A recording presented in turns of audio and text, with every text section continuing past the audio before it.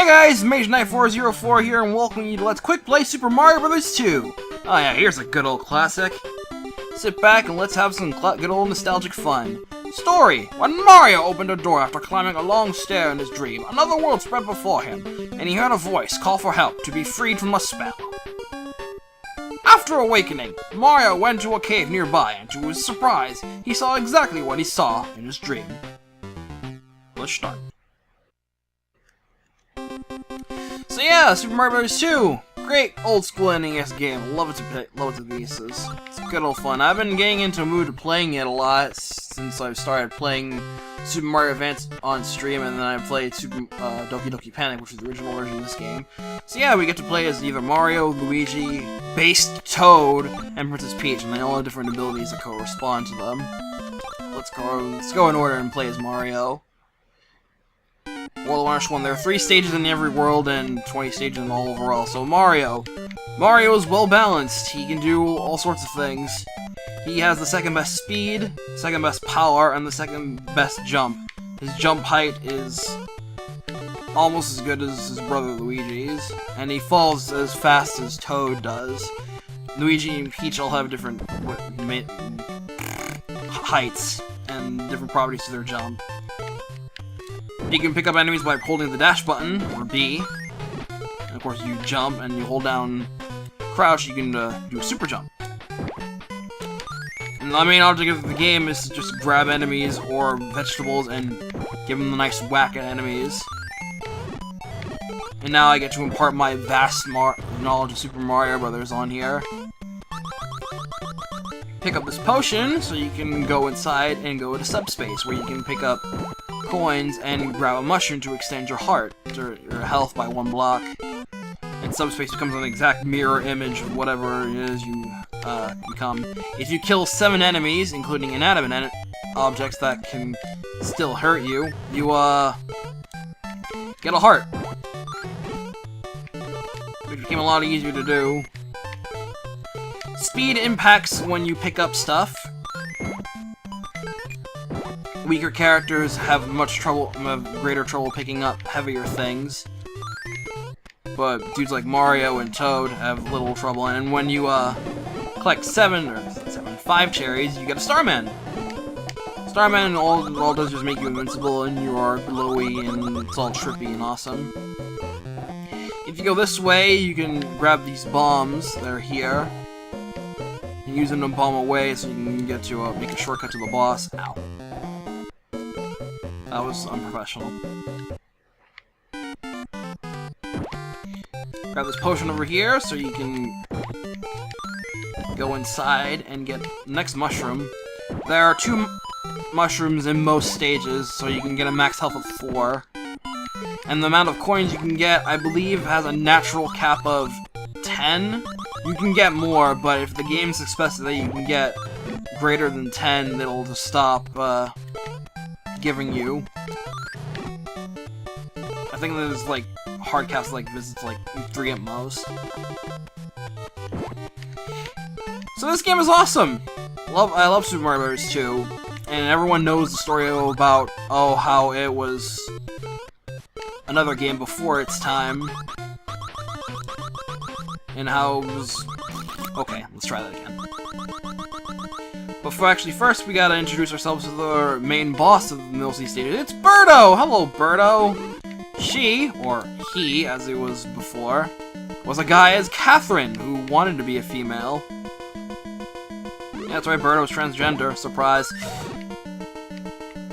Birdo shoots out these eggs and you just throw them back at him. She takes 3 hits to kill.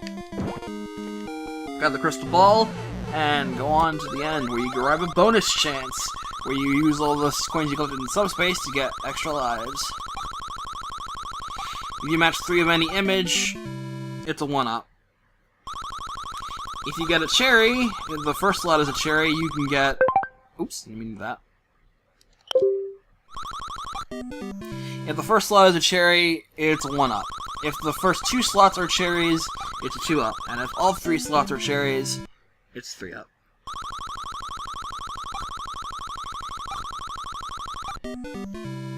Matching three of any symbol in Super Mario All-Stars gives you 2 extra lives instead of 1. And they also added 3 7s. If you get 3 7s, then it's a 10-up. And in Super Mario Advance, you can choose to bet all the coins at once. So this whole segment goes by faster. Can I get at least 1 cherry? I guess not. That's not what I meant, though, game. Time for the Luigi Master.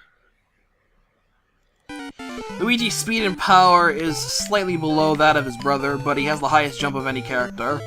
And this is the game where it introduces Flutter Kick Jump. So he gets an impressive amount of airtime. Just don't get hit, though. If Luigi gets hit, he suffers a hell of a lot of knockback.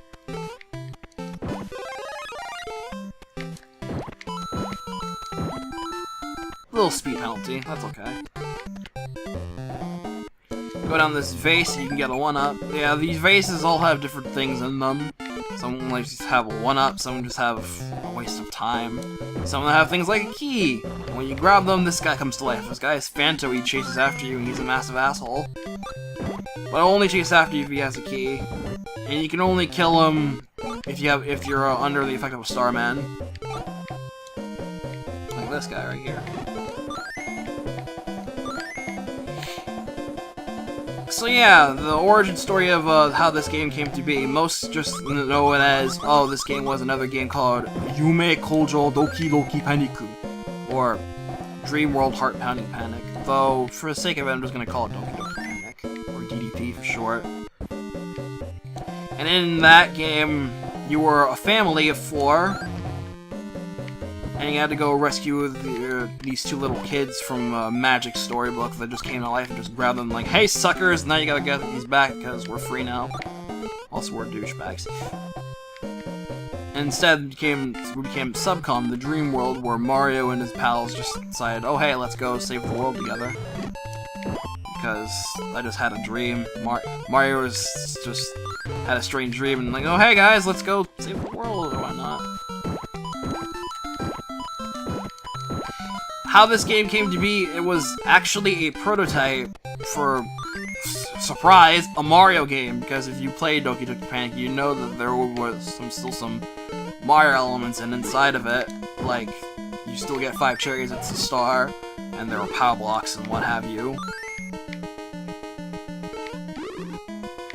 If you listen, a prototype was released a couple of years ago, and if you listen to it, some of the tracks in it, like the Underworld stage was the same classic Underworld theme that was in Super Mario Brothers.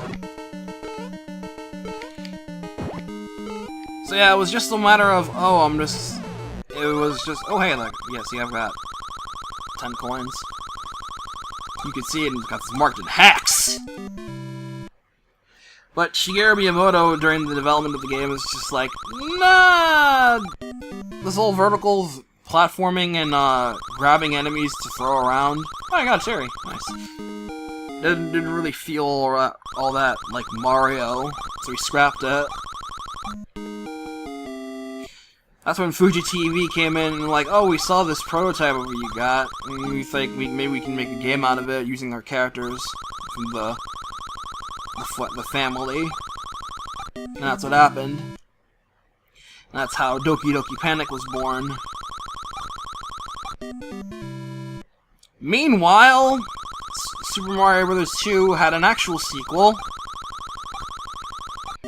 We know it now as The Lost Levels in Japan, and we didn't get it over here because it was deemed too hard and too similar to that of the first Super Mario Bros., which, for all intents and purposes, it was exactly that. It was too similar and too difficult. Well, the whole difficulty stick doesn't really work anymore because, you know, hard NES games in the 80s of Nintendo's lifespan. Common knowledge nowadays.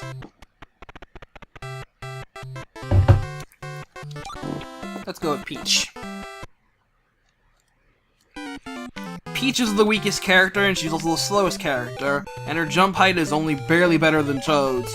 But she can jump for an extended period of time thanks to her flow. She can stay in the air for about a second before she has to come back down. And this ability got heavily nerfed in 3D World. The fact that Peach is the weakest character makes it very obvious when she has to pick up some heavier stuff. Like enemies and potions. Let's see what I can do with this whole music glitch. There's a bug you can do. Just grab the Starman.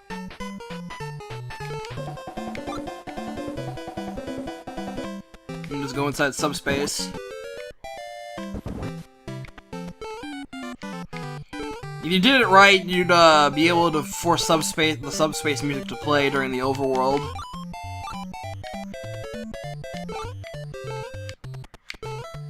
Careful, I don't want to fall by those trouters.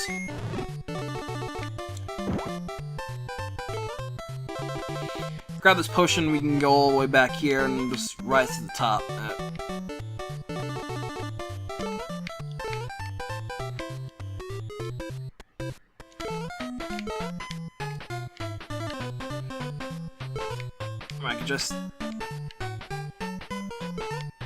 I can do this! And get the next mushroom that's over here. You gotta be careful when you use a super jump, because you can, if you're holding the dash button while you super jump, you'll let go of the item. If you pick up 5 big vegetables in a row, you'll activate Time Stop, which forces all enemies to be frozen for a couple of seconds. Pretty handy if you remember it exists. I'm just gonna kill these guys. If you bring the potion all the way to that vase over there and go inside a wall in subspace, you will enter a warp, and it will take you to Warp 4. So now we gotta go into the main fortress dealie. That's the doorbell. I'll be right back. That was my sister. She just got home from school. Anyway, as I was saying, we're gonna have to go into this fortress dealie now. Most worlds end with 1. Since Peach has a crappy jump, we're gonna have to use these mushroom blocks to get a little height advantage as we travel through these sparks that circle around the platforms that they're on. And they start getting a little more elaborate, and then some of them just go faster than these ones we see here. We have to get to the top so we can grab this key. Guarded by the Phanto. In Doki Doki Panic, the Phantos were a lot less menacing, and they didn't come after you right away. In this game, they were all like, "Hello, friend, I'm going to get you." Where in DDP, they were like, "Oh, whatever, I'm just gonna come out and chase you now, don't mind me."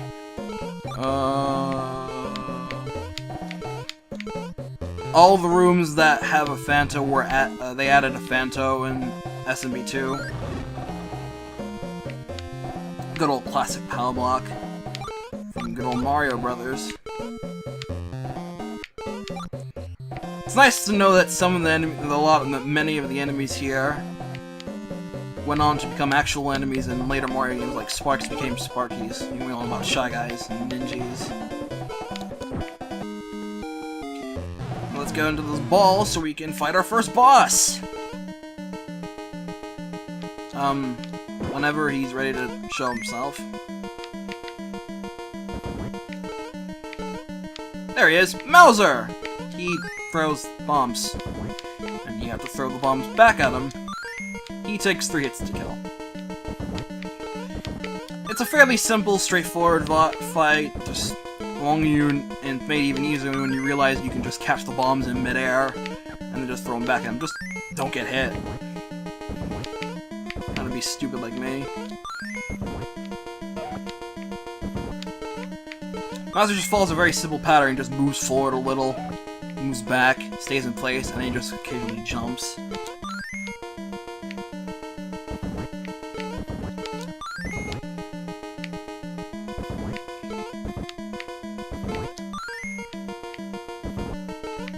A little tricky to get the timing right.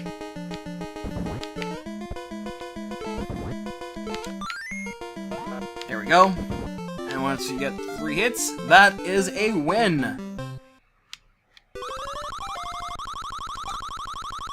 Now let's see if we can get something out of this. Can I get double-digit lives before the second world?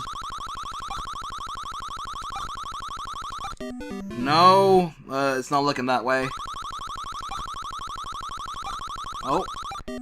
No, still not looking that way. Cherry, just move 1 to the left. Oh.